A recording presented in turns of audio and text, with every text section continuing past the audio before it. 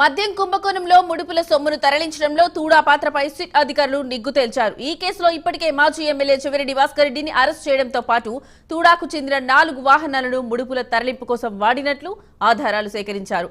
ఈ విషయంలో తూడాకు చెందిన 2 డ్రైవర్లు విచారణకు హాజరు కాగా మరొకరు గైర్హాజరయ్యారు. మరిన్ని అంశాలను నిర్ధారించుకునేందుకు ఎన్నికల సమయంలో తూడా ఉపాధ్యక్షుడిగా కార్యదర్శిగా పనిచేసిన వెంకటనారాయణ, అప్పటి పరిపాలనాధికారి గుణశేఖర్ రెడ్డి, వాహనాల పర్యవేక్షకుడిగా పనిచేసిన మోహన్ కుమార్లను విచారణకు రావాలని సిట్ అధికారులు నోటీసులు ఇచ్చారు.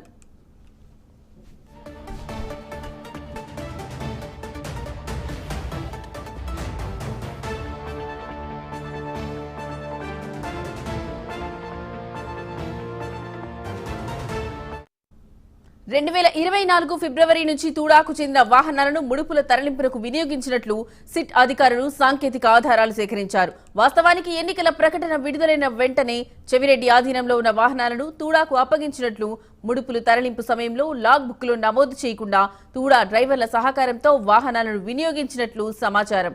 ఇక ఇదే అంశానికి సంబంధించిన మరింత సమాచారం మా కరెస్పాండెంట్ రవివర్మ ఫోన్ ద్వారా అందిస్తారు. రవివర్మ, చెప్పండి, ఈ అంశానికి సంబంధించి మీ దగ్గర ఉన్న లేటెస్ట్ అప్డేట్స్ ఏంటి?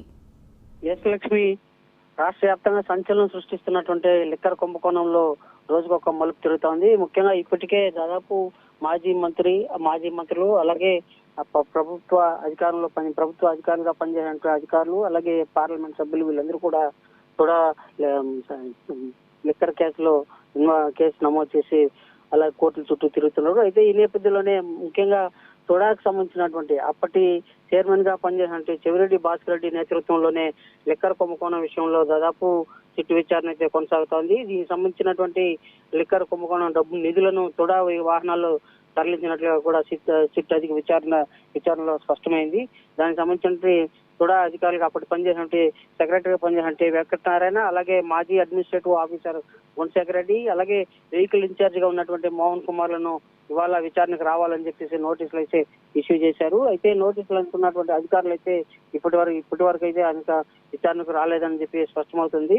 అయితే దీనికి సంబంధించినటువంటి లిక్కర్ కుంభకోణం విషయంలో అప్పటి తోడా చైర్మన్ గా ఉన్నటువంటి చెవిరెడ్డి, అలాగే అనంతరం మోహిత్ రెడ్డి, తోడా చైర్మన్ వంటి మోహిత్ రెడ్డి ఆధ్వర్యంలోనే ఈ తోడా వాహనాల్లో లిక్కర్ కుంభకోణ నిధులను కూడా తరలించినట్లుగా కూడా అధికారులు జియో ట్యాగింగ్ ద్వారా నిర్ధారించారు. దానికి సంబంధించిన ఆధారాలన్నీ కూడా సిట్ సేకరించింది. వాటి విచారణ నేపథ్యంలోనే వారికి వాళ్ళ నోటీసులు కూడా ఇచ్చి విచారణకు రావాలని చెప్పేసి కూడా సిట్ అధికారులు అయితే ఆదేశాలు జారీ చేశారు.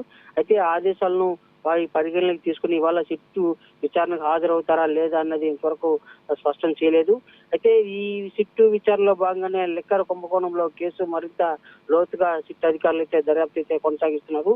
ఈ లోతుగా దర్యాప్తులో భాగంగానే వాహనాలలో నిధులను ఎక్కడికి తరలించారు, ఎవరికి అప్పగించారు, ఎక్కడి నుంచి తీసుకొచ్చారు, ఏంటి అనే దాని మీద పూర్తి స్థాయి విచారణ అయితే కొనసాగుతా ఉంది.